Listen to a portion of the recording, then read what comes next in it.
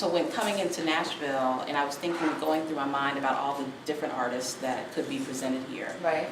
But to me, Fahamu is an artist that is extremely accessible.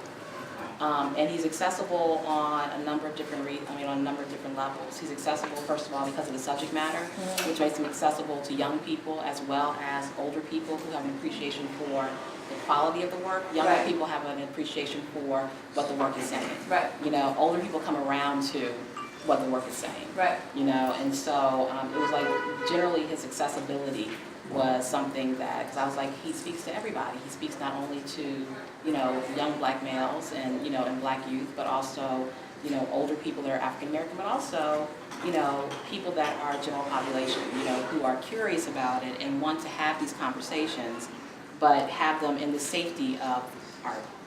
You know, and so to me, Fahamu, you know, generally was that type of artist to me that could come into a Nashville and that we could have that type of dialogue. And why Nashville?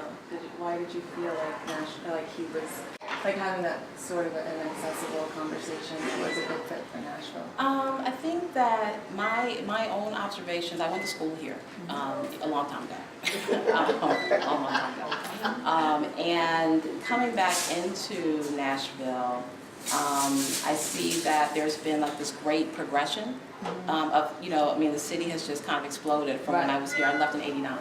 You know, I graduated on the 5th, and on the 6th, I was like, okay, I'm leaving. You went to Atlanta? Yeah, and I went to Atlanta, and so there's a great progression. You know, things have really moved here, but then I also see a stall in, you know, different pockets of the community that are the African American parts of the community. And so my question was wondering, as I come back every year, why is this area stalled?